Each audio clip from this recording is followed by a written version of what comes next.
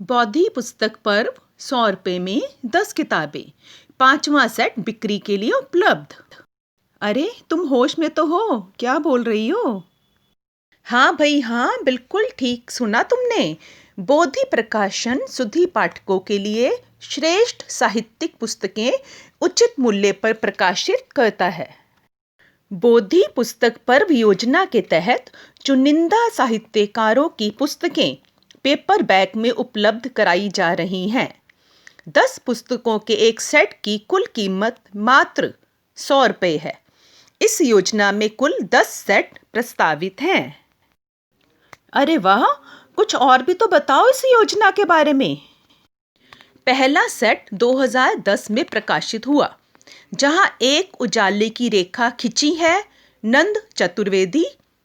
आकाश की जात बता भैया चंद्रकांत देवताले। कुछ इधर की कुछ उधर की हेतु भारद्वाज। तारीख की खंजड़ी Satyanarayan. Good night India Pramod Kumar Sharma. भीगे डैनो वाला गरुण विजेंद्र। प्रपंच सार सुबोधनी हेमंत शेष। जब समय दोहरा रहा हो इतिहास नासीरा शर्मा। 8 कहानियाँ महीप सिंह। घग्गर नदी के टापू सुरेंद्र सुंदरम। दूसरा सेट 2011 में प्रकाशित हुआ। करतूते मर्दा मन्नू भंडारी। पाटी चित्रा मुदगल। कही अनकही कमल कुमार। तनिक ठहरो समुद्र रंजना श्रीवास्तव। विमर्श और विस्तार प्रमिला केपी। एक औरत 3/4 सुधा अरोड़ा। पढ़ते लिखते रचते ममता कालिया। केयर ऑफ स्वात घाटी मनीषा कुलश्रेष्ठ। सदी के पार पद्मजा शर्मा। खिरने की छां प्रीता भार्गव। तीसरा सेट 2013 में प्रकाशित हुआ।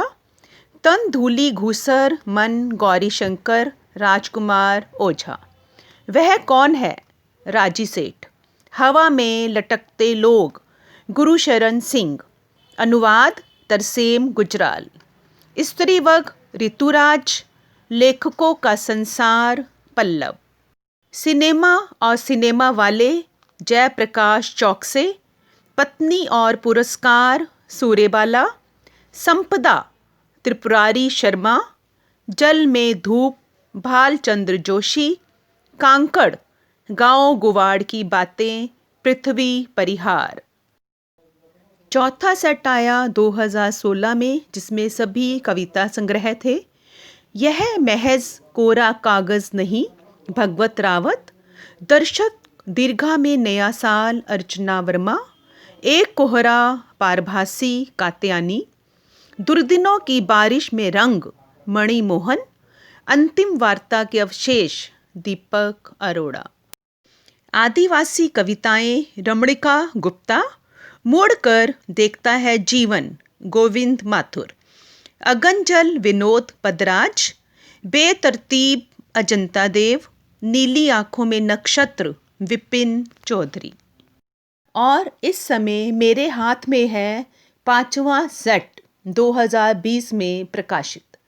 25 पैसे का सिक्का विष्णुनागर। म्यांमार गलियों से शहर और शहर से देश को देखना जितेंद्र भाटिया।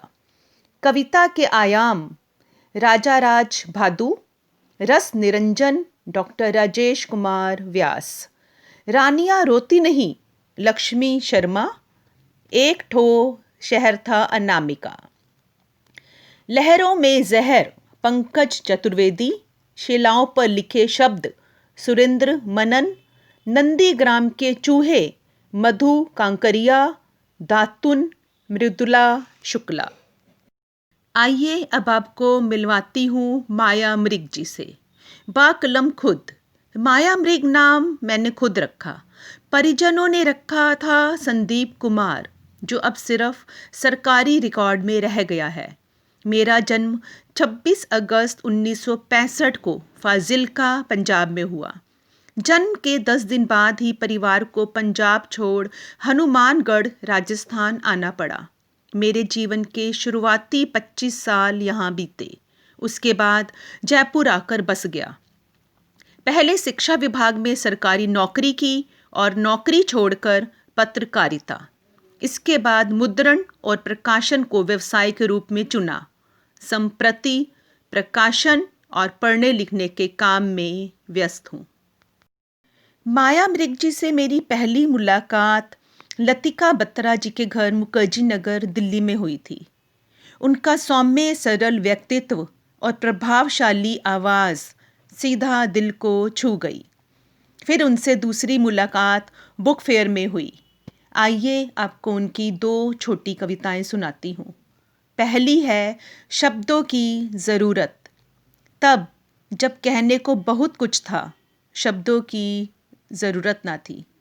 अब जब कहने को कुछ नहीं, शब्दों की ज़रूरत नहीं। उनकी दूसरी कविता है लकड़ियाँ बीनती लड़की। उम्र भर लकड़ियाँ बीनती लड़की, धीरे धीरे कब खुद लकड़ी हो गई, पता नहीं चला। पहचान भी ना पाता, अगर सब लकड़ियों के जल कर बुझने के बाद एक सुलगती ना रह जाती। उनके जन्मदिन पर उनके प्रिय मित्र गोपाल माथुर जी ने बहुत ही प्यारी बात लिखी। आज मेरे प्रिय कवि और संवेदनशील भाई श्री माया मृग जी का जन्मदिन है। बहुत कम लोग होते हैं जो हमारे मन में स्थायी जगह बनाकर रखते हैं। माया मृग जी ऐसे ही हैं। उनका स्नेहिल व्यवहार, हंसमुख चेहरा सभी मित्रों के लिए एक खजाने की तरह है। सबसे बड़ी बात तो यह है कि उन्होंने अपने कवि को पोषित करते हुए साहित्य प्रकाशन के क्षेत्र में जो सराहनीय योगदान दिया है वह अतुलनीय है। न सिर्फ उन्होंने नए साहित्यकारों को प्रकाशित किया, बल्कि स्थापित साहित्यकारों को भी समुचित स्थान दिया। मुझे आशा ही नहीं बल्कि पूर्ण विश्वास है कि ये वीडियो आपको बेहद पसंद आएगी। कमेंट बॉक्स में अपने विचार ज़रूर लिखिएगा, मुझे इंतज़ार रहेगा। जल्दी ही मिलूँगी अपनी अगली वीडियो के साथ। तब तक नमस्ते, जय हिंद।